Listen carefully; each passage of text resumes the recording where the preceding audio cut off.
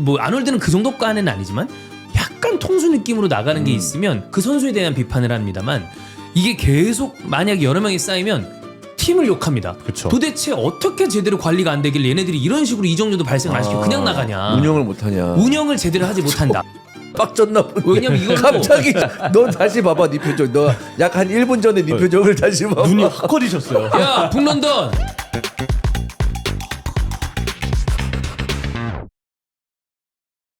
(2025년 3월 24일) 월요일입니다. 오전 9시 지나가고 있습니다. 히든풋볼 2회 스타트 하겠습니다. 안녕하세요, 박주영입니다. 안녕하세요, 이차이존입니다. 안녕하세요, 임현철입니다. 자, A매치 주간입니다. 그래서 리그는 진행되지 않았지만 EPL은 갑니다. K는 이번 주에 한 주 쉬어가고요. 그런데 쉬어가는 주에 부정적인 소식이 하나 떴습니다. 자, 일단 수년 경기 하나가 있었습니다. 광주랑 포항 경기였어요. 경기 결과만 놓고 봤을 때는 포항이 3대2로 이겼죠. 근데 굉장히 불미스러운 일이 있었습니다.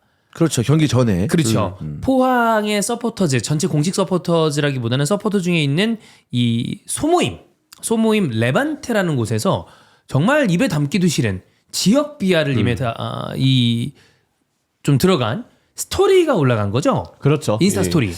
광주 지역의 원정을 가서 네. 몇몇 사진을 찍은 다음에 적었던 문구가 이제 논란이 됐었죠. 네. 광주 혹은 호남 지역을 해외, 그러니까 우리나라가 아니다라고 표현하는 게 흔히 얘기하는 그 일베 드립입니다. 전형적인 지역 비하예요. 사실 녹화 전에 제가 물어봤잖아요. 예. 그러니까 저는 잘 몰랐어요. 그런 식으로 이제 뭐 그 비하를 하는 건지. 모를 수 있다고 봅니다. 네, 진짜 몰랐거든요. 근데 보니까 야 이거를 어떤 그 반공식적인 모임이라고 해야 되지 않나요? 뭐 공식적인 서포터즈다라고 할 수 없지만 수는 없지만 소모임을 그래도 반공식적이라는 어떤 그 모임이라고 할 수 있는데 거기에다가 이제 이런 그 글을 올린다는 것은 사실 너무 생각이 없는 짓이죠. 아니 얼마 전에 우리가 ACL에서 산둥이었죠? 네. 그 사진 이렇게 해갖고 한 거 그때- 전두광. 광주 원정 팬들 앞에서 마주 보면서 전두환 사진을 들면서 흔들었던. 네. 그 당시 이제 산둥 팬들의 그 제스처가 논란이 됐고. 그렇죠. 그게 실제로 AFC로부터 뭔가 주의를 받으면서 위기감을 느끼고 울산과의 경기를 앞두고 산둥이 기권 난 거 아니냐 뭐 네. 이런 얘기들까지 잠깐 돌았었죠. 심지어 예. 저는 그거는 엄중하게 좀 징계를 해야 된다고 보는데 왜냐하면 전두환이 이 광주 지역에 했었던 그 파렴치한 행동 근데 그런 짓을 했는데 이게 한국 안에서 한다는 게 이게 무슨 말도 안 되는 짓입니까?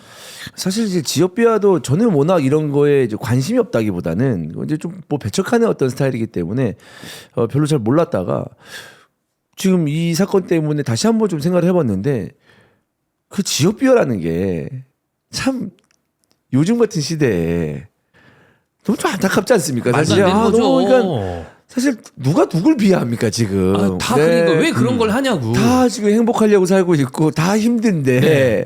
누가 누굴 비하하고 소심하게 자빠져 있는 거거든요. 그래서 뭐 별로 할 말이 없습니다. 네. 아니 저는 제일 어이없는 게 사실 포항에도 지금 전라도 출신의 선수들이 있어요. 있어요. 그게 뭐 하는 짓이야. 주장단에도 있습니다. 그러니까요. 그렇기 때문에 아니 자기 팀의 선수들에 대한 이해를 조금이라도 하면 이런 행동을 하면 안 된다는 걸 일단 먼저 알 텐데 뭐 전민광 선수나 네, 맞아요. 그렇죠, 맞죠. 네. 그렇게 기억을 하는데 주장단 전민광 선수였는지는 정확히 근데 기억 안 정확하진 나는데 않지만 광주 출생이 있습니다. 있을 거예요. 그러니까 더 어이가 없는 거죠. 아니 자기 팀 선수를 알았으면 이럴 수 있나요? 말도 안 되는 거예요. 뭐 조금 종류가 다르지만 우리가 해외 클럽들의 여러 인종이 섞여 있습니다. 근데 그 중에 서포터즈들이나 선수들 사이에서 인종차별이 있으면 우리가 얼마나 우습게 생각해요. 야 옆에 동료는 그러면 그거 아니냐? 그죠. 근데 이게 그거랑 비슷한 거 아니야? 물론 같은 구단은 아니라지만 이건 말도 안 됩니다. 팀에도 엄청난 해를 끼친 거고 사실 이제 이런 이미지가 굳혀지게 된다면은 여러 커뮤니티에서 이제 가만 안 두잖아요, 사실. 그렇기 때문에 그런 부분에 있어서 이제 포항을 응원하고 있는 다른 팬들이 좀 피곤하겠다 이런 그렇죠. 생각도 들고 아주 극소수의 이제 말도 안 되는 행동이니까 다른 팬분들도 그렇게 좀 생각했으면 좋겠다. 네. 이런 마음입니다. 저는 여기에 대해서는 그 확실한 징계 그리고 제대로 된 사과 있어야 되고 뭐 포항 쪽에서 그다음에 연맹 차원에서 어떤 게 이루어질지 모르겠습니다만 전 제대로 얘기를 하는 게 당연히 맞다라고 생각을 하고 그리고 이런 행동은 우리가 어쨌든 K리그가 계속 조금씩이라도 좀 진보하려고 하고 있는 이 마당에 너무나 말도 안 되는 행동을 한 거기 때문에 제대로 사과해야 됩니다. 뭐 사과를 하긴 했어요. 하긴 했는데 글쎄요, 좀 변명의 여지가 없다 이건 정말. 네. 참 진짜 뜬금없이 너무 뜬금없이 그런 생각도 들고 사실 요즘은 뭐 지역 비하나 이런 거 하는 사람을 아주 극소수만 추앙하는 그런 분위기라고 저는 생각을 합니다. 되게 왜냐면 열등한 짓이잖아요. 네, 그러니까요. 네, 그때 우리 이전에 잘 몰랐을 때 시절부터 거슬러 올라간다면 누가 그렇게 합니까? 네, 요즘은 그런 짓도 안 하기 때문에 이런 행동이 두 번 다시 없었으면 좋겠고 K리그뿐만 아니라 다른 스포츠에서도 이런 일이 있으면 안 된다고 생각합니다. 적정하게 지역 라이벌리가 있는 건 스포츠의 재미죠. 그렇죠. 그 정도 수준에서 하는 거는 재밌잖아요. 뭐 조롱할 수 있고 경쟁만 하면 돼요. 네, 근데 뭐 놀릴 수도 있고 맞아. 네, 할수 차별이나 있는데. 비하는 빠져요. 네, 이게 그런 레벨이 아니기 때문에 저는 이 경기에서 이제 그 되게 큰 조성건 선수가. 부상건이 있어갖고 그걸 하다가 이걸 좀 뒤에 봤어요. 근데 더 경기 내용이나 이런 거보다 이런 게 앞서 나오는 거는 전혀 K리그에 좋지 않기 때문에 아니 그냥 그런 스토리에다가 뭐 이런 얘기 말고 그냥 부셔버리러 왔다. 뭐 가루를 내버리겠다. 차라리 이러면은 그러면 좀 그냥 그 정도 안 해서 그래. 근데 대신에 뭐 진짜 승부욕이 좀 대단했나 보네. 그 정도지. 아니 그냥 이뭐 서포터들은 야 부셔버려 이렇게 하면서 이런 거는 나는 전혀 문제가 그래. 없다고 생각을 해요. 왜냐하면 어쨌든 그 승부 안에서 우리가 그런 그럼요. 얘기로 하니까. 그런 거 가지고 우리가 이렇게 얘기하지 않지. 않지. 네. 정말 있어서는 안 될 일. 그래서 K는 쉬지만 또 이거는 우리가 K리그의 좀 발전을 위해서 이런 거는 좀 제대로 자정하고 가야 되기 때문에 얘기를 다뤄봤습니다. 자, 리그가 없었던 요 주간에 우리는 이적설 삐라 특집으로 진행을 한번 해보겠습니다. 리버풀부터 갈까요? 먼저 왔나요? 예, 아놀드는 가는 방향으로 조금 굳혀지는 느낌이에요. 한 주 시간이 지날수록 확률이 더 올라가고 있죠. 네. 예, 마드리드행에 한 걸음 더 가까워지고 있고 제가 봤을 때 캐리어에 한 2개 정도는 이미 짐을 실었다. 예, 근데 그런 생각이 좀 듭니다. 그 전에 이제 몇 개월 동안 계속 아놀드 얘기를 나오면 이게 이런 선수가 있으면 보니까 팬들끼리 좀 싸움이 일어나더라고요. 나뉘어요. 네. 나뉘어요. 보내야 된다. 아 그래도 잡아야 된다. 너 돈이 비싸지 않냐? 이 정도 선수 못 싸운다. 뭐 이러면서 이제 이게 깔끔하게 일단락이 안 되면 팬들끼리 뭔가 좀 골이 깊어지는 그치. 그런 느낌이 드는 것 같아요. 당장 그 형철이 외에 우리가 온리팬스에 나오고 있는 리버풀 빅클럽이야. 그분이랑 했을 때도 그분이 이제 전형적으로 뭔가 이 얘기를 들어보면 그겁니다. 만약에 아놀드의 마음속에 정말 레알 마드리드가 있어서 가는 거는 나가라. 근데 그 전에 아놀드가 정말 레알 마드리드로 가고 싶다라는 표현을 했는가?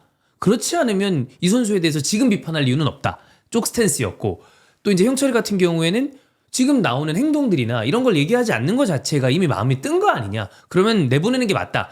근데 요 두 개의 어떤 의견이 서로 이해가 가는데 제법 꽤 크게 부딪히더라고 팬들 사이에서도. 그렇죠. 근데 이제 저도 이제 오랫동안 한 팀을 좋아하는 입장에서 누가 그랬더라? 누가 한 얘기예요.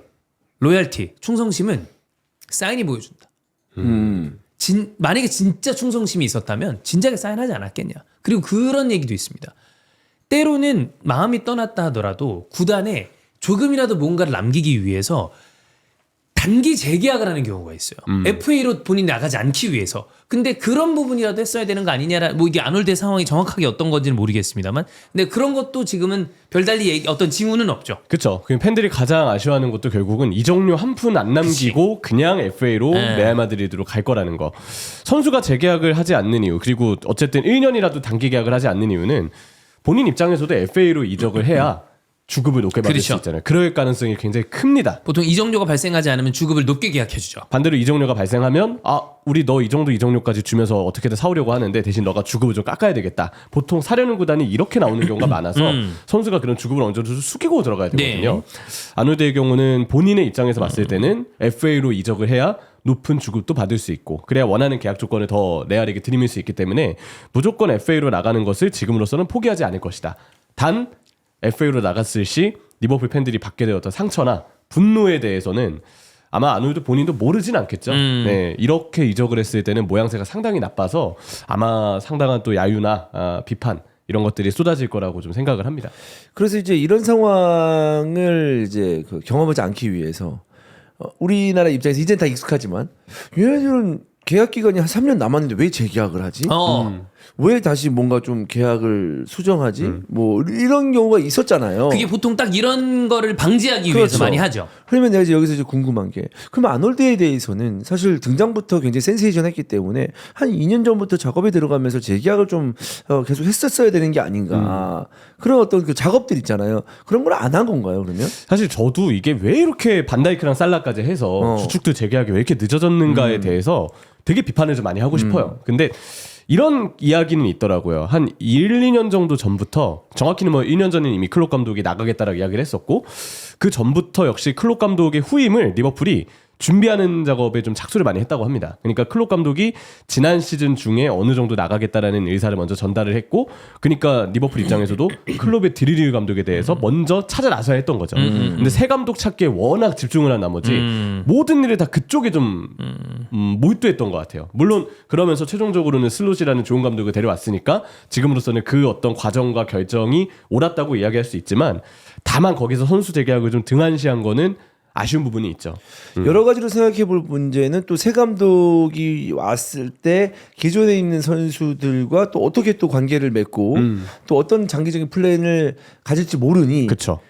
또 와서 또 재계약을 다 이렇게 해놓고 했는데 새 감독이 와가지고 나 이게 안 쓸 건데 플랜은 없는데, 이러면 또 난감한 경우도 있을 수 있잖아요. 이런 경우에 이제 제가 아스날의 입장으로 비추어 봤을 때 어떤 감독이 오더라도 그 전에 이제 사전으로 해야 될 게 두 가지라고 보이는데, 하나는 그래서 구단의 어떤 체계가 중요하다. 그 체계라는 건 뭐냐면 단장 이하 전체 클럽의 방향성이 정해지면 거기에 맞는 감독을 데려오기 때문에, 그렇다면 누가 감독이 데려오더라도 이 큰 플랜은 진행이 돼야 된다. 특히나 그 중에서 살라 반다이크 아놀드는 제가 봤을 때 어떤 감독이 오더라도 그 팀의 가장 주축과 프랜차이즈 스타라면 감독 여하를 떠나서 얘네들은 써야 되는 자원이라면 재계약을 해야 된다. 이거를 못했던 게 전형적으로 아스날입니다. 예전에 그렇게 해가지고 FA 비스무리하게 아니면 이적료 조금 주고 내보낸 선수가 한둘이 아니에요. 그래서 팬들이 정말 맹렬히 비난했어요. 얘는 뭘 하냐? 그렇게 하는구나 팬들이. 그러니까 보통 이러면 구단을 비난을 많이 해요. 한두 번이면, 그리고 갑자기 이렇게 약간 뭐 아놀드는 그 정도까지는 아니지만 약간 통수 느낌으로 나가는 게 있으면 그 선수에 대한 비판을 합니다만, 이게 계속 만약에 여러 명이 쌓이면 팀을 욕합니다. 그쵸. 도대체 어떻게 제대로 관리가 안 되길래 얘네들이 이런 식으로 이적료도 발생 안 시키고 그냥 나가냐. 운영을 못하냐. 운영을 제대로 하지 못한다. 나 빡쳤나 보네. 왜냐면 이건 또 갑자기 너 다시 봐봐 네 표정. 너 약 한 1분 전에 네 표정을 다시 봐봐. 눈이 확 커지셨어요. 야, 북런던! 요즘은 잘하고 있어. 네. 요즘은 그래도 이걸 좀 잘하고 있는데, 한 3, 4년 전에 네. 이런 식으로 보통 여러 명을 내보낸 게 아니에요. 진짜 빡돕니다. 이적료라도 챙기든가. 딴 팀들은 다 이적료라도 하고 다 재계약하는데, 그때 항상 얘기 나왔던 게, 그때 당시 첼시 리버풀은 매각도 잘한다였어. 맞아. 근데 돈 아스날은 장사 뭐하냐? 잘한다. 그러니까 총 들고 들어간다 있었잖아. 근데 맞아. 아스날은 FA로 내보내거나 아니면 1년 남고 나서 FA를 못 내보내니까 그래도 요만큼이라도 챙겨야지. 그러고서 존나 싼 금액에 내보내는 거야. 급하게. 들 막 이랬었죠. 히프디를 지금 들으시는 분들은, 아니 새 감독 데려온다고 뭐 그렇게 바쁘다고 선수 재계약을 등한시해? 라고 생각하실 수 있는데, 여기서 또 고려를 해야 될 게 리버풀의 좀 특수한 상황이었어요. 아까 이제 클롭 감독이 2년 정도 전에 사임을 발표했다라고 이야기를 했는데, 그 전에 이 리버풀 구단이 되게 우여곡절이 많았습니다. 시간이 지나면 지날수록 클롭 감독에게 권한이 많이 집중이 됐거든요. 그러면서 에드워즈가 물러나고 새로운 디렉터가 왔는데 임시 디렉터가 선임된 다음에 그 사람도 나가겠다라고 이야기를 하고, 또 클롭 감독에겐 점점 권한이 주어지고 스포츠 디렉터나 어떤 디렉터의 역할 자체가 점점 최소화가 되다 보니까, 그리고 점점 그 인원이 시간이 지나면서 계속 교체가 되고 바뀌고 이런 우여곡절이 겪다 보니까 누군가 중심을 잡아준 인물이 제가 볼 땐 부족했던 것 같아요. 그 동안에 클롭 감독도 결국 참아왔던, 뭐라고 할까요? 그 약간의 이제는 좀 쉬어야 될 때가 왔다. 예, 그런 시기가 왔었다고 번아웃이 오면서 예. 번아웃이 오면서 자연스럽게 그런 구단의 어떤 선수 계약과 관련해서 누군가가 맡아줄 인물이 제가 볼 때 없었던 것 같아요. 그래서 이번에 슬롯을 데려오면서 리버풀이 다시 에드워즈는 FSG로 들어가고, 네. 지금 휴즈가 또 디렉터로 일을 하고 있는데, 새롭게 구단이 이제 체계를 잡으면서 이전과 같은 실수를 반복하지 말자. 디렉터의 힘을 어쨌든 계속 유지하고 감독과 같이 공존하는 시스템으로 가서 그 디렉터가 계속 선수 계약이나 영입에 있어서는 영향을 좀 떨치고 장기적인 계획을 잡을 수 있게끔 그런 방향으로 가자라고 구단에서도 준비하고 있다는 기사를 좀 봤던 게 생각이 납니다. 저는 리버풀은 오래 계속되는 문제라기보다는 약간의, 왜 모든 뭐 구단이든 이런데 큰 조직이 움직이다 보면 살짝의 공백이 생길 때가 있는데, 그때 타이밍이 좀 잘못 걸린 거라고 봐요. 아스날은 그게 되게 오래됐기 때문에 팬들이 비판을 한 거고, 그리고 사실 클럽 정도 되는 감독 이전에 예를 들면 벵거 혹은 퍼거슨이 그 정도 레벨의 수준의 감독들이 성적을 내는데 오래 있으면 이 사람들한테 권한이 가잖아. 그러니까 막상 분업이 돼야 되는데 그 사람들한테 쏠리다 보니까 생긴 잠깐의 문제? 근데 지금 다시 시스템이 갖춰졌기 때문에 근데 그러다가 중요한 선수 하나가 놓칠 이 지경이니까 좀 걱정되는 거지만 뭐 저는 이게 오래 계속 갈 문제는 아니라고 본다. 왜냐하면 다시 단장 시스템을 갖췄기 때문에. 그렇죠. 네. 그리고 아놀드는 큰 손실이긴 해요. 이적료를 못 챙겼으니까. 근데 아주 전력만 놓고 봤을 때 완전히 이 대체 불가능한가? 라고 하면 힘들겠지만 저는 살라 반다이크에 비해서는 그래도 조금은 채울 수 있잖아. 이 정도는 너무 아깝고 그런 건 있겠죠. 무엇보다 시즌 중에 아놀드가 몇 번 집중력을 잃은 모습이 많이 나왔잖아요. 맨유전이 사실 대표적이었고 이후에도 수비 상황마다 왜 이렇게 어슬렁어슬렁하냐? 왜 복귀하지 않냐? 좀 열심히 좀 뛰어라. 성고유스가 오히려 지역 라이벌 더비 매치였던 노세스 더비에서 너무 네. 대충 뛰는 모습에 팬들이 가장 분노를 많이 했는데 그래서 아놀드한테는 사실 실망을 좀 많이 했죠. 이럴 거면 떠나라. 그래서 지금도 반다이크랑 살라는 잡아야 된다. 그치. 아놀드는 마음 떠난 것 같으니 이건 어쩔 수 없다. 이렇게 좀 바라보시는 팬분들이 많은데 근데 이렇게 생각을 했거든요. 야 그런데 이제 아놀드 떠나고 만약에 우리가 풀백을 데려온다면 누구를 데려와야 될까? 우풀백 후보를 보니까 브래들리는 또 이제 부상도 네. 잦고 수비에 대한 부분도 조금 리스크가 있고 그렇죠. 쭉 보니까 없죠. 없어요. 없어. 아 이거 아놀드만큼의 그 공격력을 대체할 골치 선수가 아픈 없어요. 거야. 딱 하나 수비는 좀 더 잘할 선수가 분명 있을 거예요. 근데 아놀드의 그 공격에서 나오는 그 어떤 개성, 자기만의 그 킥과 같은 능력 있잖아요. 독특하죠. 그 독특한 능력을 대체할 선수는 사실 찾기가 힘들고 이건 다른 방향으로 찾아야 돼요. 이제 아놀드의 오른발이 그렇게 날카롭고 리버풀의 공격이 필요로 한다면 사실 이제 수비형미들이나 이제 중앙 수비수니까 수비 라인의 어떤 그 뭐랄까 이 전술적인 움직임을 통해서 수비적인 모습에서는 커버가 필요하지 그렇지. 않나라는 생각이거든요. 근데 다 떠나서 지금 리버풀에 데뷔한 이후에 계속 주전으로 활용하면서 그럼. 지금 리그에서만 254경기를 뛰었거든요. 많이 뛰었다 아놀드. 네, 근데 나이가 26살. 아직 나이 좋고. 그러면 이 선수를 떠나보낸다?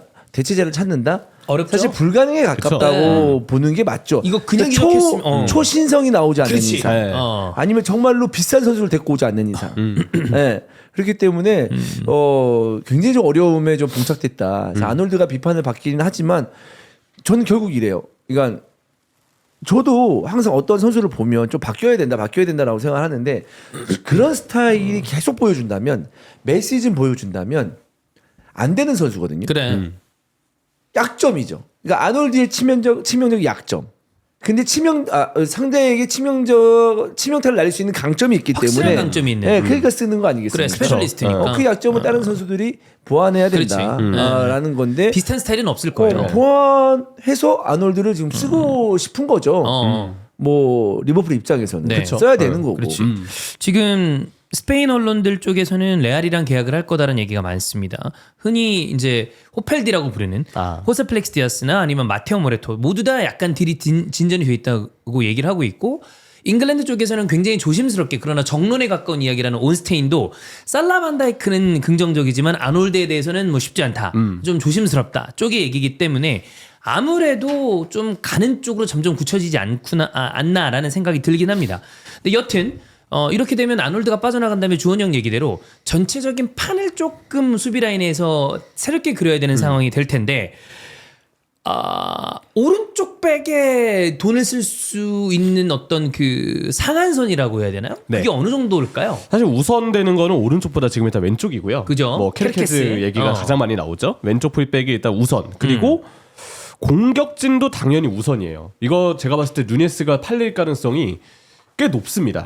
네. 있지. 얼마에 팔릴지는 뭐 그건 논의로 두더라도 팀에서는 정리하는 수순을 밟을 것 같아요. 루디도 나갈 가능성 계속 있죠. 그렇죠. 근데 근데 루이스 디아스는 네. 누네즈하고 루이스 디아스는 가격이 적당하다면 원하는 팀들이 많을 것 같아. 루디는 지금 바르셀로나 팬들은 전혀 원하지 않지만 바르셀로나 링크가 나서 리버풀 팬들이 즐거워하고 그렇죠, 있고 그렇죠. 누네스는 만약에 사우디 픽 되면 뭐 개땡큐고 최고죠. 네. 두 선수 다 나갈 가능성이 있어요. 그래서 리버풀의 경우는 디아스는 좀 더 제안을 들어보겠다는 입장이 하겠지만 좋은 제안만 온다면 팔 것 같거든요. 네. 그럼 공격진이 더 우선이라고 봐야 됩니다. 그리고 개인적으로 지금 미드필더가 제가 볼 땐 숫자가 부족해요. 엘리엇이나 엔도나 뭐 이런 선수들이 특히 이 두 선수가 제일 큰데 스쿼드에는 남아있지만 슬롯 감독에게 마음을 지금 얻었다 보기는 힘들거든요.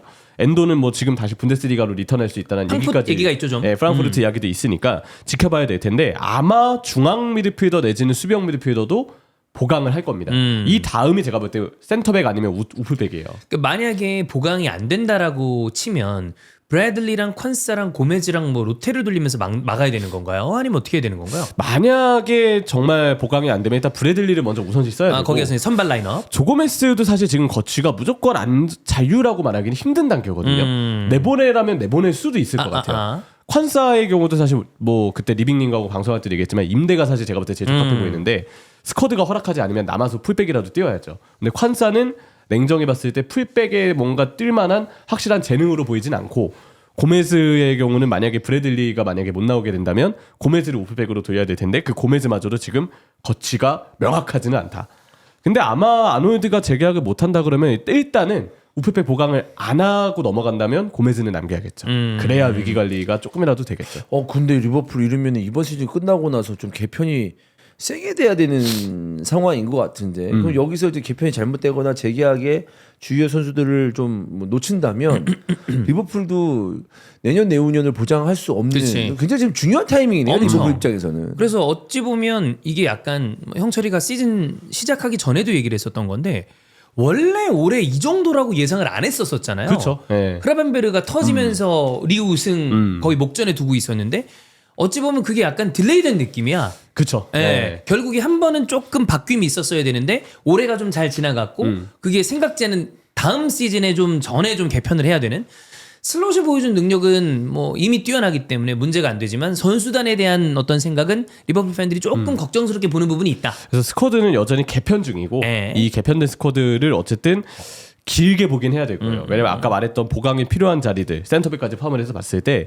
이게 한 시즌 만에 다 보강이 될 만한 지금 위치들은 아니거든요. 그러면 여러 시즌을 좀 거쳐서 완성되는 스쿼드를 지금 지켜봐야 되지 않을까 이런 생각을 합니다. 자, 이적 소식 아까 이제 얘기했지만 엔도 얘기가 좀 있었고 그다음에 키에사는 또 예상외로 행복하다고 예상외로라기보다 행복하다고 얘기했잖아요. 근데 느껴져요. 뭐냐면 고경표 있죠. 다윈 누네즈 말고 네. 그 행복한 고경표랑 시즌 고경표가 다르잖아요. 그 고경표 씨가 그 아주 잘생겼을 때 작품은 들어가기 전에는 뭔가 비장한데 그 비시즌 작품을 하지 않았을 때가 살이 쪄 있는 대신에 너무 행복해 보인다. 그 얘기처럼 키에사가 특이하지? 이탈리아 그 음식 맛있는 나라에서 왔는데 영국에서는 딱히 먹을 것도 없을 것 같은데 후덕해졌어. 그죠? 아 그리고 되게 행복해 보여요. 살이 쪘다고? 살 약간 쪘어요. 후덕해졌어. 약간 쪘어. 그리고 파리전 저 입중계하면서 아니, 뭐 봤는데 뚱뚱해졌다까지는 아니지만 갑자기 화면에 벤치를 잡아주는데 되게 행복해 보이는 키에사가 거야. 그냥 웃고 있어. 살짝. 자기가 스포트라이트 받을 상황이 아닌데 계속 웃고 있더라고요. 그래서 행복하대. 리버풀에서. 일단 다행이네요. 예. 다행이에요. 왜냐면 행복한 건 다행이야. 그러니까 이탈리아 선수들이 리버풀에 와서 아킬란이 생각이 나는데 물론 아킬란이는 좀 다른 이유로 이제 리버풀에서 실패를 했지만 부상도 많았고 했지만 진짜 오랜만에 듣는다. 아킬란이 예. 이름이 멋있어가지고. 아킬란이. 그 선수도 재능 대비 부상이 많아가지고 못 큰 그렇지. 케이스죠. 예. 또 이탈리아 생각해보면 발로텔리 생각도 나고 그렇지. 발로텔리 리버풀에 있었어? 있었잖아. 그래, 맨발 있었어. 보고. 수아레스 나간 다음에 대체해야 될 선수 중 한 명이었어요. 도세나가 이탈리아였나? 도세나 어느 나라였나? 우리 도친표. 예. 아 근데 도세나 이탈리아 리그에서 가끔 넘어오는 애들이 좀 있었어. 국적은 저도 자세히 기억이 안 나요. 야 리버풀 실패 많이 했네. 많이 했죠. 진짜 그때부터 정말 리버풀 때 미안하지만 리비가부터 해가지고 네. 리죽다 뭐 영화 얘기 많이 그때 나왔죠. 아니야. 아우, 그치? 그때 그 한창 암흑기로 이제 놀릴 때. 진짜 정말 아스날은 4화 16을 오고 갔을 때 리버풀 이렇게 보고 있을 때요. 이적 설이 나. 누구야? 아니면 쟤를? 예. 이런 애만 데려왔어. 뭐 세르비아 라자르 마르코비치, 어. 뭐 갑자기 저기 그 니키 램버트, 제가 항상 얘기했던 마비오 마크 고리, 곤잘레스나 마크 리에라, 뭐 네. 리에라는 중간에 잠깐 뭐 괜찮았을 때도 있긴 하지만 그 저런 애를 데려오나? 이런 경우 B급만 모은다고. 마르코비치가 레전드였어요. 그래. 제가 봤을 때 마르코비치는 진짜 게임에서밖에 못 봤어요 저는. 근데 그런 리버풀이 이렇게 막 챔스 우승, 리그 우승, 그 다음에 가장 강력한 사실 최근 PL 한 6, 7년 보죠? 빅2예요. 리버풀 메인스티판이었어. 딴 팀이 낄 새가 없었어요. 그러다 이제 아스날도 최근에 선두 뭐 경쟁을 이제 뭐 하면서 좀 이제 들어온 포함이 됐지만 거죠. 어쨌든 키에사는 행복하다고 하니 뭐 사실 여기 와서 행복하지 않고 그냥 잉글랜드 무대 자체가 적응이 안 돼서 네. 나라 자체가 적응이 안 돼서 떠난 선수들이 많았던 걸로 알고 있거든요. 행복하다고 하니 일단 다행이네요. 그렇습니다. 네, 축구만 잘하면 될 것 같습니다. 자, 그다음에 이제 본머스의 센터백 굉장히 빅클럽들과 많이 링크가 나고 있는 딘 하위선도 리버풀이랑 링크가 있는데 이 친구는 레알 마드리드랑도 링크가 세게 있어요. 그래서 세게까지는 아니지만 뭐 어쨌든 꽤 있긴 하더라고요. 예. 하이선은 데려오면 너무 좋은 매물이지만 이거 경쟁이 엄청 붙을 거라. 발밑이 꽤 좋죠. 예, 지금 주목받고 있는 센터백이잖아요. 경쟁이 여러 팀에게 몰릴 것을 생각하면 사실 일단은 쉬운 영입은 아니다라고 봐야 되는 게 맞지 않을까 싶네요. 그렇습니다. 자, 그다음에 아틀레티코 마드리드랑 다윈 누네즈 얘기가 있고 아까 아우, 얘기했던 감사합니다. 것처럼 루이스 디아스랑 바르셀로나가 있는데 그건 있습니다. 우리가 갤러거 그다음에 훌리안 알바레즈랑 비교하는 건 좀 다윈 누네즈랑 비교하는 건 이제 훌리안 알바레즈한테 좀 실례긴 합니다만 열심히 뛰는 선수의 동기부여를 통한 어떤 이 포텐셜 폭발은 저는 아틀레티코 마드리드와 시메오네가 좀 잘하는 부분이라고 생각합니다. 그래서 누네즈를 좀 잘 써보면 좀 잘할 수도 있지 않을까라는 생각이 가끔 들긴 하거든요. 그럴 수 있지. 네. 왜냐하면 갤러거도 아쉬운 부분이 있었던 선수 아니야. 그렇죠. 근데 또 곧잘 써요. 근데 이제 선수에게 동기부여 시켜주는 건 시메온의 능력으로 할 수 있지만 선수의 기술을 업그레이드 해주는 건 시메온의 능력으로 할 수 없습니다. 그것도 근데 그래요. 어떻게 터질지 몰라. 아니, 그것도 그래요. 왜냐하면 네. 슈팅을 할 줄 아는 선수거든요. 일단 슈팅을 할 줄 아는 선수인데 거기서의 간만 어떻게 뭐 좀 찾는다면 좀 부담감을 좀 덜어놓는다면 그치. 진짜 어떻게 될지 모르거든요. 난 얘는 자신감 문제가 좀 큰 것 같아. 그러니까 아니, 확 꺾였어요 리버풀에 와서. 밀어주고 뭔가 슈팅에 대한 부담을 좀 줄고 네. 힘을 좀 뺀다면 플레이가 어떻게 될지 모른다. 이런 생각도 들어요. 어쨌든 그러다 보니까 이 가능성 여부와 별개로 계속 리버풀도 이삭이랑 링크가 납니다. 많이 나오죠. 예. 예. 일단은 뭐 제일 공격진 매물 중에서는 가장 언급이 많이 되고 있는 선수 같아요. 이삭이.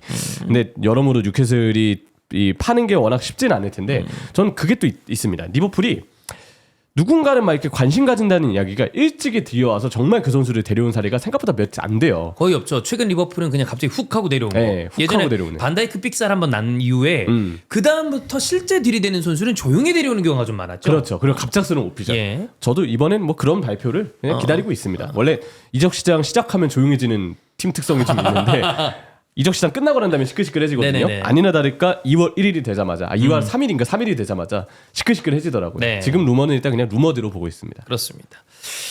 자, 다음 토트넘으로 가겠습니다. 최근에 우리가 그 이적 티어 메이커를 좀 진행을 했습니다.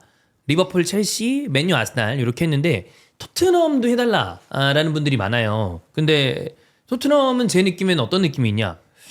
거의 대부분 바꿔야 되지 않아? 약간 이 느낌이 있긴 한데. 그렇죠. 스쿼드로 봤을 때. 예. 네.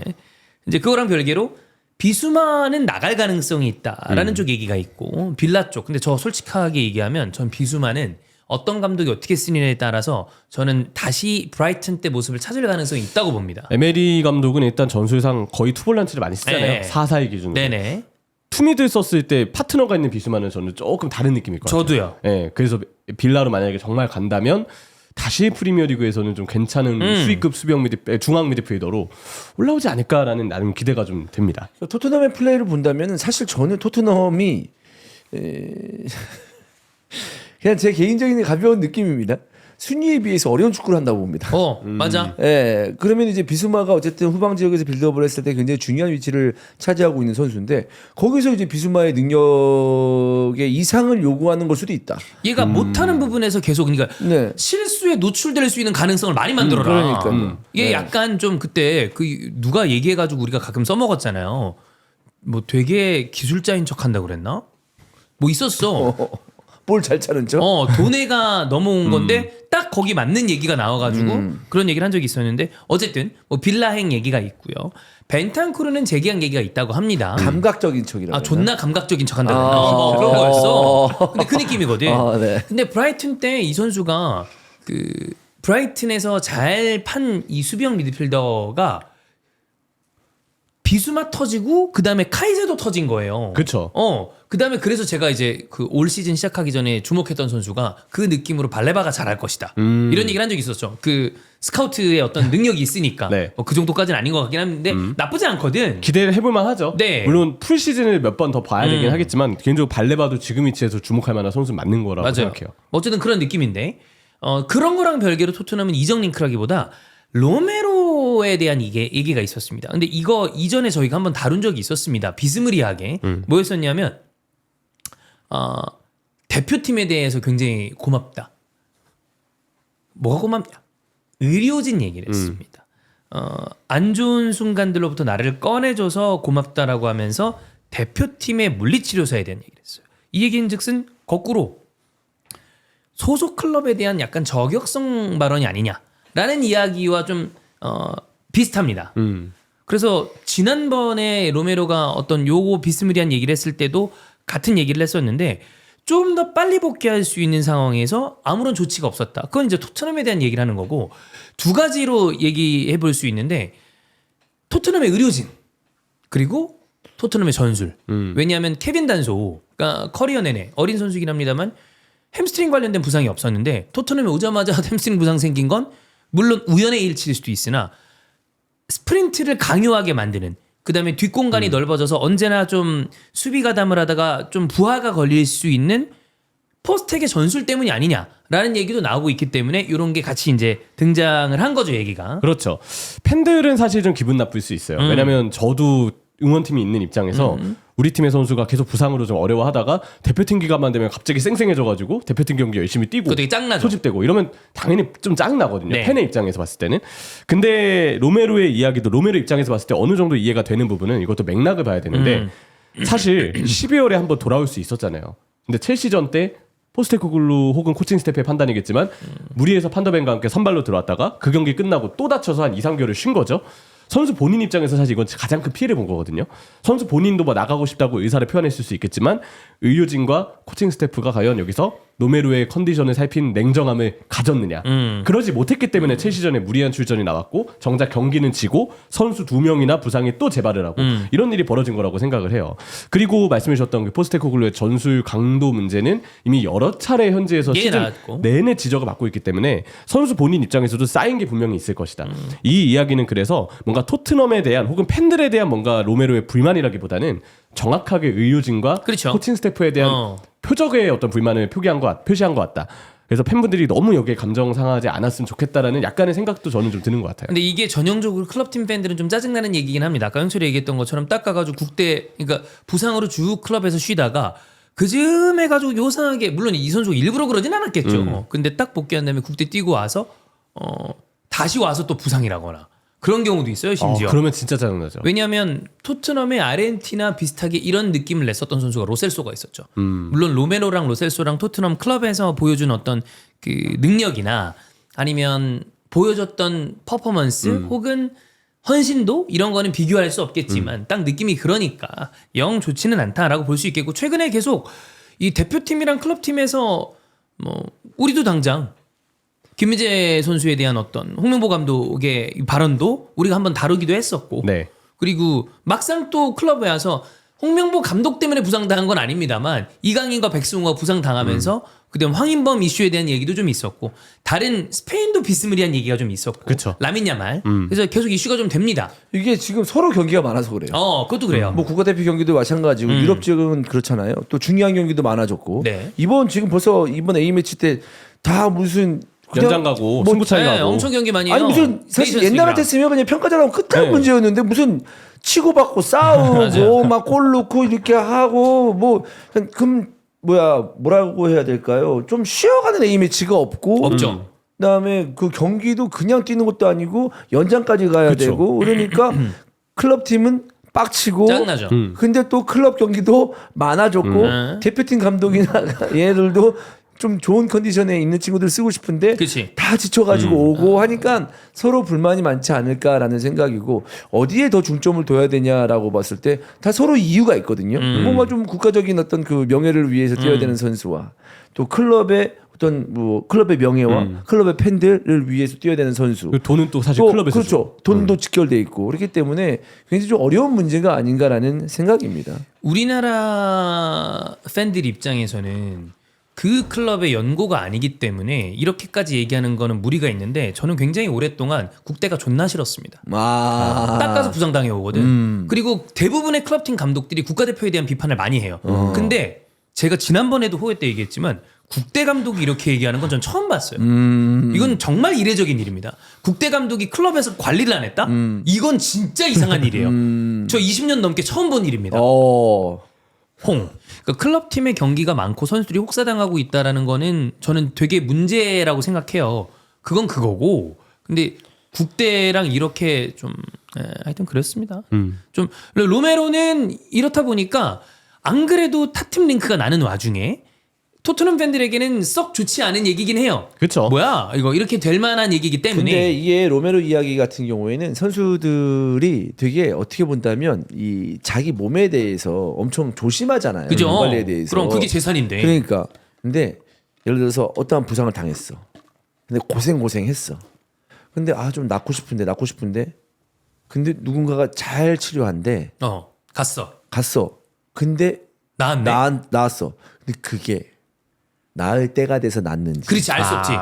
정말로 명이라서 낫는지. 그리고 이제 그 부상도 이제 재발 안 한 것도 사실 부상이라는 것도 운적인 요소가 많잖아요. 운이 있었는지 모르잖아요. 근데 그런 아다리가 딱 맞아서 명의일 수도 있어요. 그렇죠. 그러니까 명의일 가능성이 있으니까 소문도 났겠죠. 근데 딱 아다리가 맞아서 회복이 되잖아요. 그때부터는 이 사람은 신입니다. 완전 그 선수에게는. 그렇죠. 특히나. 그런 경우 되게 많아요. 그래서 뭐 클럽에서 아니면 국대에서 아니면 자기 뭐 다른 닥터가 이렇게 해라 했는데도 안 듣는 거야. 그 사람한테 가는 거지. 이 사람한테 가는 거야. 그런 경우가 허다합니다. 그럼 네. 이게 긍정적이라 그렇지 반대로 오비락이라고 뭐 했다가 띡 안 좋은 게 걸려서 그러면 그 사람에 대한 인상이 계속 나빠지잖아. 근데 그게 운일 수도 있거든요. 우연의 일치로 그럴 수도 있는데 사람은 그런 거에 되게 훅 금방 빠질 수밖에 없으니까. 그렇죠. 그러니까 어느 거에 좀 맹신하게 된다면 제가 얼마 전에 그 넷플릭스 개봉한 계시록을 봤어요. 거기서 그런 단어가 나오더군요. 그러니까 계시록이라는 게 어떤 종교적인 어떤 그치? 그런 상황을 계시를 써놓은 거 아니야. 그런 그 이야기가 나오는데 무언가를 이제 맹신하고 믿는 사람은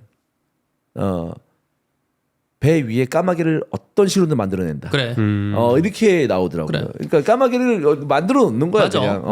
네. 그러니까 그런 것처럼 아마 로메로가 그렇다는 건 아니지만 토트넘의 의료진의 문제가 진짜 있을 수도 있고 로메로가 대표팀에 왔을 때 본인의 몸을 잘 이해하고 잘 고치는 닥터가 있으니 거기에 대해서 뭔가 좀 뭐 칭찬 내지는 뭐 감사함을 표현한 걸 수도 있고. 네. 말씀을 듣고 보니까 로메로처럼 이런 상황들이 로메로는 말을 해서 그렇지 그냥 내부적으로는 선수들에게 되게 많이 있는 일일 것 같아요. 왜냐면 선수들 거의 대부분은 클럽팀 의료진과 국대팀 의료진에 다 만날 그죠. 텐데 누가 더 잘 맞는지는 선수 본인이 선택을 할 거니까 누군가한테는 이런 상황들에서 상처를 줄 수밖에 없을 거라 생각을 하거든요. 그냥 이런 일에 대해서 누구에게나 있을 법한 일인데 로메로는 말을 꺼낸 거다. 네. 이렇게 봐야 될 것 같고 개인적으로 이 말을 한 이후에 로메로의 태도가 이제 중요하다고 생각해요. 그치. 토트넘에 돌아와서 열심히 뛰어주면 로메로가 정말 감독과 의료진에 대해서 서운한 부분이 있었구나. 근데 팬들을 위해서 누구보다도 토트넘에 돌아와서는 열심히 뛰는구나. 그러면 뭐 대표팀 복귀해서 열심히 뛰었다. 이거 아무 문제 아니게 되거든요. 중요한 건 이후에 로메로의 태도인 것 같아요. 이렇게 말을 했는데 이후에 로메로가 토트넘에 와가지고 만약에 집중을 못한다든지 아니면 혹시 그러면 안 되겠지만 또 부상으로 나간다든지 그러면 이제 팬들 입장에서도 이 말에 대해서 부정적인 해석을 할 수밖에 없죠. 결과론적인 얘기인데 토트넘이 지금 잘하고 있죠. 이런 얘기를 해도 토트넘 팬들이 별로 신경 쓰지 않습니다. 그것도 맞죠. 성적이 안 좋으면 이런 게 다 고깝게 보이죠. 아무래도 그렇지 않나. 자, 다음 맨시티인데 아칸지 얘기입니다. 사실 아칸지는 자주 얘기하는 건 부분인데 도르트문트에서 있을 때 맨시티로 이적 링크가 나고 실제로 이적했을 때 다들 우려했습니다. 저렇게 실수투성인 센터백을 펩이 어떻게 쓰려고 데려갔지? 근데 간 다음에 환골살퇴했죠. 저는 그 패스 찔러 넣어주는 거 보고 저게 현대형 센터백이지. 깜짝깜짝 놀라는 순간들이 있었습니다. 맨시티 가기 전에 별명이 암산왕이었어요.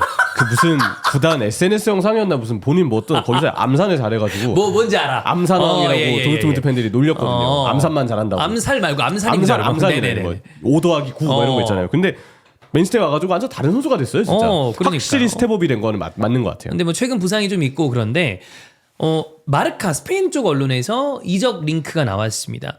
자, 레알 마드리드는 이제 영주형인데 레알 마드리드 여러 선수들의 이적 이사들이 도착을 한다. 즉 그 얘긴즉슨 선수 측에서 역제안을 하는 경우가 있다. 특히나 레알 마드리드도 이제 센터백 라인에 좀 보강을 해야 되는 네. 뭐 라센시오가 있습니다만 다른 선수들이 부상도 좀 있고 그런 바람에 얘기가 있는데 가장 예상 밖의 선수가 아칸지였다. 아칸지가 새 도전을 원하는 건 단순히 개인 의사라기보다 펩의 맨시티 수비 라인 이 리빌딩을 시도하는 가운데 일어난 일이다.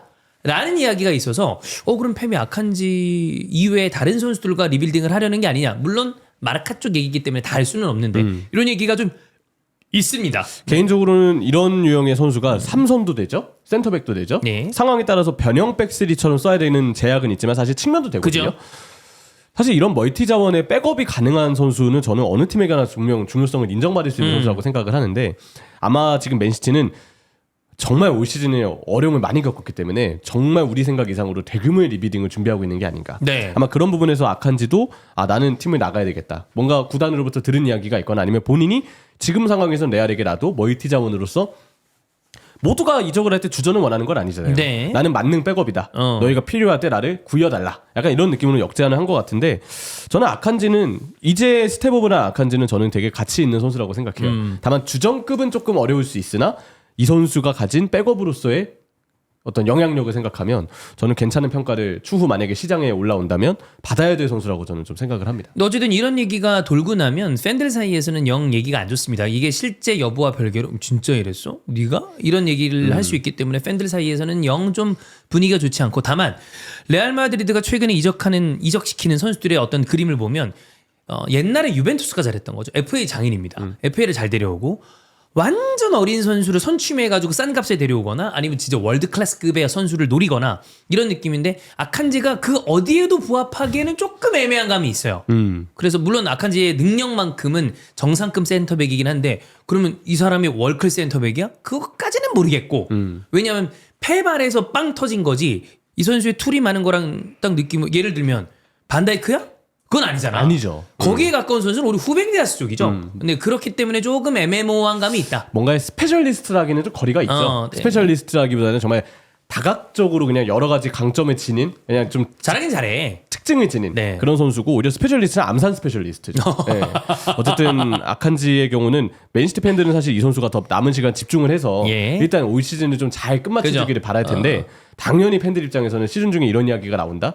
좋지 않죠. 요즘에 근데 시티 분위기도 안 좋은데. 이런 생각을 해볼 수 있는 거 아니에요? 어쨌든 뭐 역제를 했다라는 게 팩트라면 그 속내용을 우리가 모르는 거잖아요. 알수 없지. 예를 들어서 이제 그 에이전트한테 아니면 아칸지한테 다른 팀 알아봐라. 그래. 뭐 이렇게 그랬을지도 할 모르고. 수도 있는 거잖아요. 이 아까 얘기했던 것처럼 패배 분위기 때문에 이렇게 역제의를 하는 게 아니냐라고 얘기하는 부분도 있습니다. 네. 근데 아칸지라는 선수를 내보낸다? 저는 아무리 뭐 리빌딩이고 뭐고 떠나서 아칸지는 데리고 있어야 되지 않나라는 생각이고요. 뭔가 새롭게 판을 짜려고 하는 게 아닌가라는 걸 추론해 볼 수도 있고. 근데 새롭게 판을 짜는데 진짜 뭐 온 스쿼드를 다 뒤집어 엎는 건 아니잖아. 있어야 되는 선수는 있어야 되는데 뭔가 스타일이 안 맞나? 근데 실력 자체로 봤을 때는 저는 이런 선수는 데리고 있어야 된다고 보는데, 또 그 이후에 데리고 온 뭐 후산노프나 미래를 보고 데리고 왔지만 사실 그 지금 아칸지를 대체한다라고 봤을 때는 능력이 아직 부족하다고 보이고, 그렇기 때문에 어느 정도는 범퍼를 치기 위해서는 아칸지 같은 선수는 있어야 된다고 보는데, 네, 좀 지켜봐야 되겠네요. 자, 어쨌든 이런 가운데 이 잭 고헌, 또 맨체스터 시티 관련되는 유력한 기자들 중에 하나죠. 잭 고헌이 데브라이너, 그다음에 균도안, 베르나르도 실바 이런 선수들을 좀 내보낼 것이라고 예상을 한다라는 얘기를 했습니다. 펩은 팀을 떠날 가능성은 지금 당장은 전혀 보이지 않고, 이런 상황에서 조금은 나이가 든, 그리고 기량 부분에서 아쉬울 수 있는, 혹은 팀에 오래 있었던 선수를 좀 내보내면서 새롭게 이 판을 짜려고 한다라는 얘기가 많은데, 글쎄요. 그 중에서 아무래도 좀 핵심적인 거는 균도안은 뭐 그렇다 치고 케빈 데브라이너랑 베르나르도 실바죠. 이 선수에 대해서 어떻게 이 선택을 할지는 선수, 구단, 감독 요 세 명이서 얘기를 좀 잘해봐야 될 것 같습니다. 그렇죠. 결국 더브라이너의 가장 큰 약점은 고주급자라는 거. 그쵸. 그리고 더브라이너 본인이 그럼에도 나는 주전급으로 뛰어야겠다라고 생각을 한다면 사실 시티와 오래 있기는 어렵죠. 어려워요, 현실적으로. 왜냐면 지금은 더 이상 주전급 기량이라 말하기가 힘들고, 혹시 몇몇 경기에서 다시 예전의 클래스를 보여준다고 해도 내구성이 또 문제가 되거든요. 그런데 주급이 계속 고주급으로 주전급 부담되죠. 고주급이 나가면 이건 사실 시티 입장에서는 계속 안고 갔을 때 오히려 출혈이 많이 생기는 거라고 봐야 되기 때문에, 만약에 선수 본인도 뭔가 구단의 이해관계가 좀 다른 부분이 있다면 어쩌면 이제는 정말 좀 냉정하게 판단을 해야 되는 걸 수도 있겠다는 생각이 좀 들긴 합니다. 베르나르도 실바도 지난번에 우리가 한번 얘기를 한 적이 있었는데 조금 비슷한 느낌이 아닐까. 만약에 근데 이제 그 생각을 이 우구비아나 새로운 디렉터가 판단하겠죠. 어쩌면 판매할 수 있는 마지막 타이밍일 수도 있습니다. 베르나르도 실바가 94년생인데 그럼 이제 31 요즘 됐어요. 여기서 시간이 지나가는 순간부터 매각을 하기에는 굉장히 어려워지는데, 대체자가 확실하게 누가 있어. 아 얘로 바꾸면 딱 되겠다. 그런 선수가 있는 상황에서 뭐 고액의 이적료가 오퍼가 된다라고 하면 뭐 생각해 볼 만한 픽이 아닌가. 왜냐면 이제 30줄 들어서면서부터는 그런 얘기들이 언제나 선수들한테 좀 오고 가니까 그런 정도로 좀 얘기가 나오는 것 같습니다. 그리고 항상 느끼지만 공격력이 좀 아쉬워요 항상. 좀 네, 도움을 뭐 많이 기록한다든지 슈팅이 뭔가 잘 꽂혀서 스탯을 많이 쌓는다든지 이런 느낌의 선수가 아니라서 측면도 되고 2선도 되고 상황에 따라서는 가끔 3선의 보조 역할로 내려서도 되긴 하는데 어딘가에 어중간함이 항상 있어요. 그리고 확실히 예전보다 폼이 떨어진 게 보여서 실바도 오래 같이 가기에는 이제 힘든 단계에 좀 와 있다라고 봐야죠. 뭐 그때 주원 형 얘기랑 저는 이제 비슷한데 만약에 아스날이 이런 선수가 있다. 저는 이런 선수는 무조건 남겨야 된다 쪽이에요. 팀을 전체를 바꾼다 하더라도 나이든 몇몇은 있어야 되거든. 왜냐면 다 어린 판으로 바꾸면 또 그것도 개판돼. 근데 만약에 뭐 사실 이 선수가 왜 옛날부터 나가고 싶어하는 마음이 좀 있었기 때문에 그게 아다리가 맞으면 또 이제 나가야 되는 순간도 오겠죠. 네. 자, 그다음 아스날 같은 경우에는 이제 핵심 선수 재계약 얘기가 나오고 있는데 사카, 살리바, 마갈량이스 협상 시작했다고 하고요. 그다음에 은와네리, 완예리랑 루이스 스켈리 이번에 대표팀 그 가장 어린 선수 득점 기록을 좀 바꿨죠. 네. 이런 선수들이랑도 재계약 얘기가 있다고 합니다. 그다음에 이제 이적과 관련돼서 얘기 나오는 선수는 역시 왼쪽 라인 마르티넬리랑 트로사르인데 트로사르는 연봉 인상을 바란대요. 그렇다면 이제 사우디로 가는 게 고지급을 받기 위해서는 사우디가 좀 좋지 않습니까? 네. 뭐 이런 얘기가 있습니다. 전 마르티넬리랑 트로사르 말고는 다 잡아야 되는 선수라고 보이고 말티는 상황에 따라서는 서브면 괜찮다. 서브 내주는 뭐 그냥 받치는 선수로. 네. 서브면 문제 없다. 열심히 뛰긴 하니까. 네. 준주전급 스쿼드 자원으로는 문제 없다. 근데 이제 베르타 이제 아틀레티코 마드리드에서 온 이 디렉터가 선수들의 매각을 그래도 비교적 잘하는 편인데 지금 저도 그렇지만 내보내야 할 선수들 네. 뭐 진첸코, 키비오리, 그다음에 트로사르, 그다음에 파비우 비에이라 뭐 기타 등등 이런 선수들 내보내면 그래도 꽤 이적료 수익을 받을 수 있는 상태라 이번 여름 이적 시장이 아스날은 중요해요. 파는 것도 잘 정리해야 되고 공격 라인에 어떤 선수들을 보강할 것인가 이런 게 중요한데 계속해서 나오는 건 베르타가 또 이제 나오는 게 그거예요. 이삭. 근데 이삭의 그 아주 작은 가능성을 그걸 보는 것 같아. 뉴캐슬이 챔피언스리그를 못 나갈 경우에 뭔가 쑤셔볼 수 있지 않나. 저는 항상 얘기하지만 그런 가능성을 생각하는 것보다 가능성 있는 자원들을 좀 데려오면 좋겠다라는 생각을 하고 있습니다. 어쨌든 총알은 확실히 있을 것 같아요. 뭐 몇몇 기사에서 3천억 원 이상 돈은 쓸 많대. 거라 얘기도 있었어요. 돈은 많대요. 네. 이 판매 선수들의 몇몇만 봐도 어느 정도 금액을 챙길 것 같거든요. 제가 느끼기에는 거의 정말 큰 금액을 갖고서 두둑한 지갑을 안고서 이적 시장에 뛰어들 거는 분명한 사실인 것 같습니다. 네. 그래서 공격 라인에 얘기 나오는 거는 이삭이랑 세슈코고요. 그다음에 왼쪽 라인에 얘기 나오는 선수는 니코 윌리엄스. 그다음에 중앙 미드필더 라인에서는 토마스 파티랑 조르지뉴가 나갈 가능성이 크기 때문에 수비맨디랑 기마라이스 얘기가 나오는데 기마라이스랑 이삭은 저는 가능성이 굉장히 낮아 보이고 뉴캐슬이기 때문에 니코는 잘 모르겠어요. 이거 바스크 향후에 만들려고 그러는 거거든. 수비맨디까지 같이 해가지고 잘 모르겠습니다. 수비맨디는 레알 마드리드 얘기가 있는데 굳이 아스날의 입장에서 우위를 점할 수 있는 거 하나 있습니다. 수비맨디가 스페인 내 이적을 비교적 선호하지 않을 것 같다라는 점. 소시에다드의 상대팀이 소시에다드의 되니까. 어떤 그런 것 때문에 그런 거 말고는 잘 모르겠다. 근데 난 수비맨디는 볼 때마다 그렇게 엄청 잘하는지는 잘 모르겠어. 계속 이름이 막 오르락내락 하면 얘가 뭔데? 뭔데 이렇게 보게 되잖아. 보거든? 근데 잘해요. 잘하지. 스페인 국대인데. 근데 막 왜 그렇게 노리려고 하는지까지는 잘 모르겠어요. 또 이런 선수 오는데 와! 뭐 이러는 거 아니야 또? 그러면 존나 좋죠. 예, 잘했으면 좋겠습니다. 뭐든 와야 돼요. 오고 리버풀 나서 얘기하는 거지 뭐. 저도 리버풀 온다 했을 때 기대 많이 했거든요. 그래. 네. 잘하겠죠. 네, 오고 난 다음에 하는 얘기인데 그렇습니다. 자, 그다음에 첼시 같은 경우에는 어린 선수들을 굉장히 많이 영입하고 있죠. 파에즈, 그다음에 에스테방, 에스구 켄다, 특히나 에스구 켄다 같은 경우에는 최근에 네. 이적이 확정이 됐는데 굉장히 일찍 선수들을 영입하고 있습니다. 난 제일 화끈한 것 같아 첼시가. 어린 선수로 그냥 빠빠빠박 뭔가 지금 계약하는 거나 뭐 계약 기간 보면 몇 년씩 뭐 장기를. 화끈해도 이렇게 화끈할 수가 없어. 그래서 가끔은 그게 화끈한 건지 무모한 건지 모를 정도로 진짜로. 네.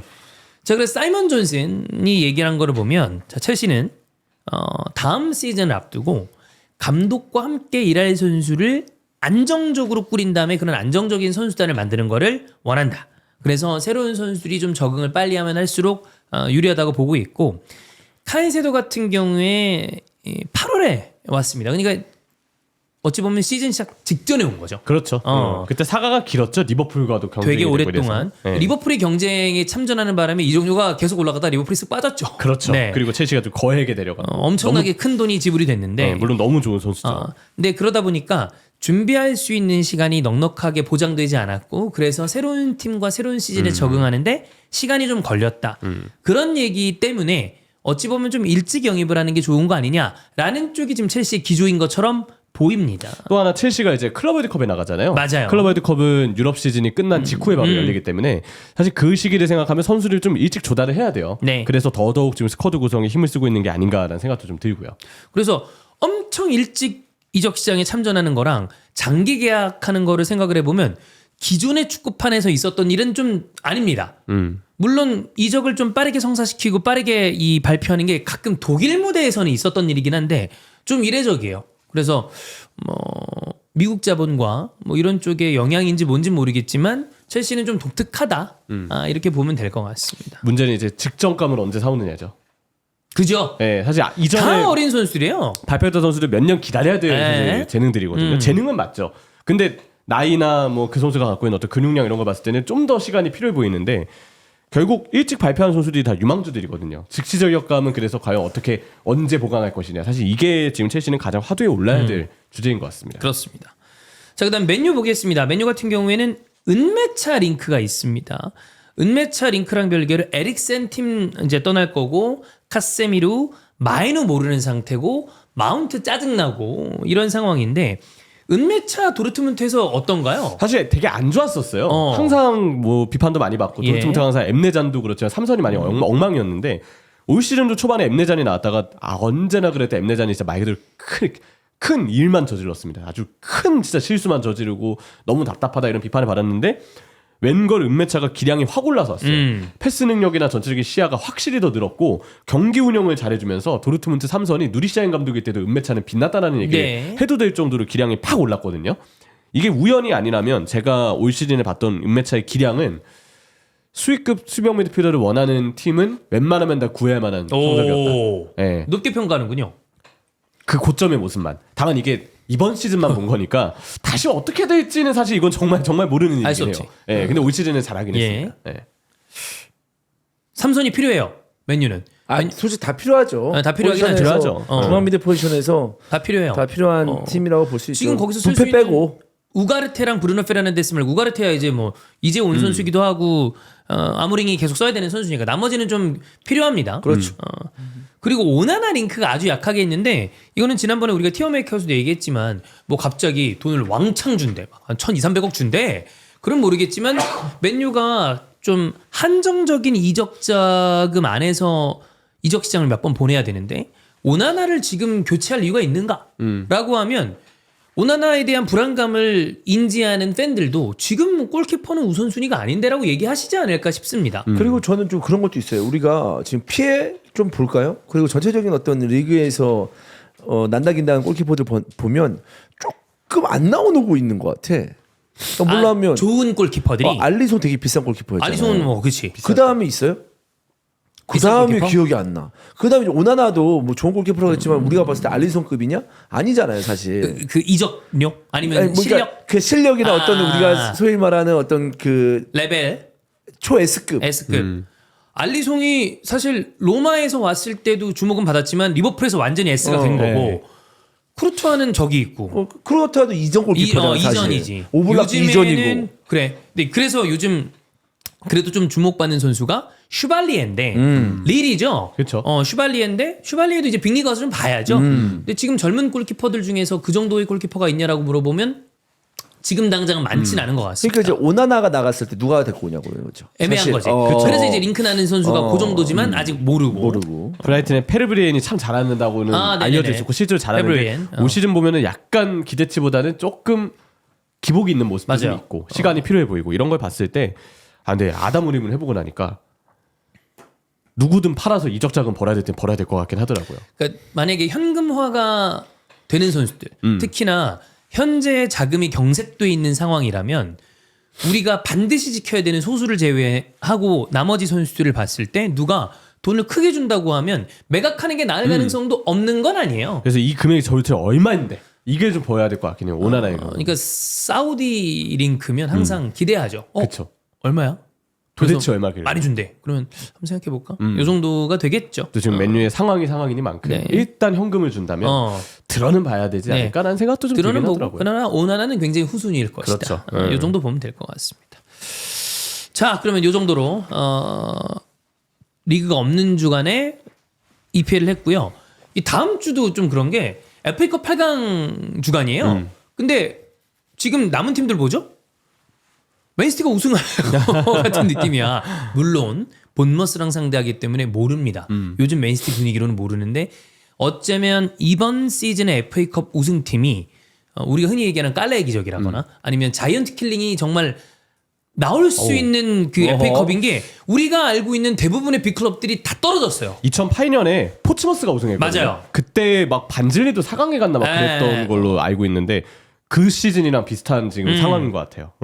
그래서 리그컵도 굳이 따지면 뉴캐슬 대 리버풀이면 언더독이 승리를 우승을 한 건데 FA컵도 그렇게 될 가능성이 좀 있다. 그래서 그때도 뭐 FA컵 얘기랑 다른 이적설 종합하면서 프리미어리그는 좀 가지 않을까. 왜냐면 그 다음 주에 주중리그는 있어요. 네. 그래서 뭐 두 번 몰아서 뭐 가고 그래야죠. 호혜도 있겠습니다만.